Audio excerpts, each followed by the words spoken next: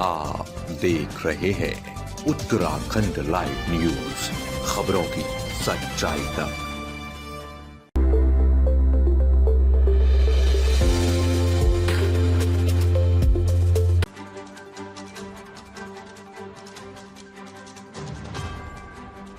मसूरी गोलीकांड की 31वीं बरसी, बलिदान की कहानी जो कभी भुलाई नहीं जा सकती। आज मसूरी गोलीकांड की 31वीं बरसी पर एक बार फिर उत्तराखंड आंदोलन के शहीदों को याद किया गया। मुख्यमंत्री पुष्कर सिंह धामी ने माल रोड स्थित शहीद स्थल पर पहुंचकर 6 आंदोलनकारियों को श्रद्धांजलि दी। इस अवसर पर स्थानीय लोगों और राज्य आंदोलनकारियों ने भी शहीदों के सम्मान में मौन रखा और उनके बलिदान को याद किया। 2 सितंबर 1994 ये तारीख उत्तराखंड आंदोलन के इतिहास में एक ऐसे काले अध्याय के रूप में दर्ज है जिसे सुनकर आज भी रोंगटे खड़े हो जाते हैं। उस दिन शांतिपूर्ण रैली निकाल रहे निहत्थे आंदोलनकारियों पर पुलिस ने गोलियां बरसाई थी। 6 आंदोलनकारियों की मौके पर ही जान चली गई। शहीद बलबीर नेगी के छोटे बेटे विजेंद्र नेगी आज भी उस दिन को भुला नहीं पाए हैं। उन्होंने कहा, मेरे भाई बलबीर नेगी रैली में शामिल थे। पुलिस ने उनके सीने में 1 और पेट में 2 गोलियां मारी। हमारे साथ जो हुआ वह कभी भुलाया नहीं जा सकता। वरिष्ठ राज्य आंदोलनकारी जयप्रकाश उत्तराखंडी ने बताया कि 1 सितंबर की शाम को उत्तराखंड संयुक्त संघर्ष समिति की बैठक हो रही थी, जिसमें आंदोलन की रणनीति तय की गई थी। लेकिन अगले ही दिन पुलिस की बर्बर कार्रवाई ने पूरे राज्य को झकझोर कर रख दिया। आज जब उत्तराखंड एक स्वतंत्र राज्य बन चुका है, तब भी मसूरी गोलीकांड उन दिनों की याद दिलाता है जब लोग अपनी पहचान और अधिकारों के लिए जान देने को तैयार थे।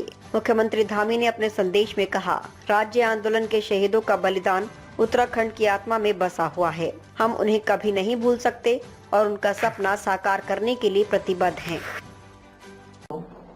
मैं सबसे पहले तो उत्तराखंड राज्य स्थापना के लिए अपना सर्वोच्च निछावर करने वाले अमर बलिदानी स्वर्गीय बलबीर सिंह नेगी, स्वर्गीय बेलमती चौहान, स्वर्गीय हंसा धनाई जी, स्वर्गीय धनपत सिंह जी, स्वर्गीय राय सिंह बंगारी जी, स्वर्गीय मदन मोहन गोसाई जी को अपनी एवं समस्त उत्तराखंड वासियों की ओर से भावहीन श्रद्धांजलि अर्पित करता हूं। साथ ही में उन सभी राज्य आंदोलनकारियों को भी नमन करता हूं जिन्होंने हमारे बेहतर भविष्य के लिए अपने वर्तमान को दांव पर लगाकर उत्तराखंड राज्य के निर्माण में अपना अद्वितीय योगदान दिया। भाइयों बहनों, आज का दिन हमारे राज्य के इतिहास में सदैव काले अध्याय के रूप में अंकित रहेगा। आज से ठीक एक दिन पहले 1 सितंबर 1994 खटीमा का गोलीकांड हुआ था और मैं भी उस समय विद्यार्थी था। मैंने भी उस आंदोलन को नजदीक से देखा। हजारों हजार की संख्या में किस प्रकार से वहां पर भी हमारे निहत्थे आंदोलनकारियों पर बर्बरतापूर्वक लाठीचार्ज किया गया, गोलियां चलाई गई।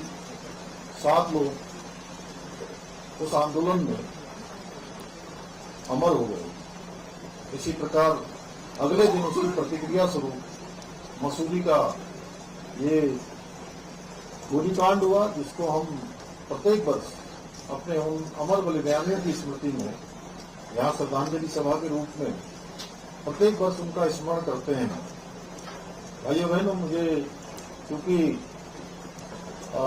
आज थोड़ा आपदा का भी आप देख रहे हैं कि पूरे राज्य के अंदर आपदा आई हुई है, लेकिन मैं अपने आंदोलनकारियों को नमन करता हूं कि उनके आंदोलन के कारण, उनके शहादत के कारण, उनके बलिदान के कारण, हमारे उत्तराखंड आंदोलनकारियों के संघर्ष के कारण हमको राज्य प्राप्त हुआ, उत्तराखंड राज्य मिला।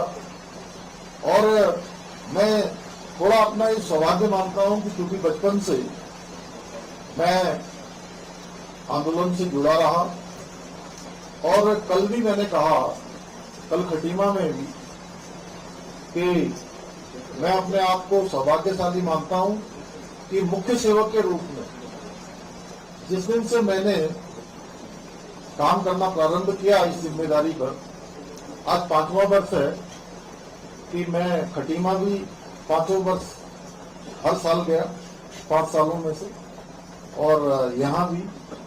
और हमारा जो मुजफ्फरनगर तिराहा है जहां मुजफ्फरनगर कांड हुआ, वहां भी मुझे श्रद्धांजलि देने का अवसर प्राप्त हुआ। भाइयों बहनों, 2 सितंबर 1994 का ये दिन मसूरी की वीर भूमि पर शांतिपूर्ण आंदोलनकारी लोगों पर जिस प्रकार से गोलियां का उनको सामना करना पड़ा, लाठियों का सामना करना पड़ा, सच में उसकी जितनी निंदा की जाए वो कम है।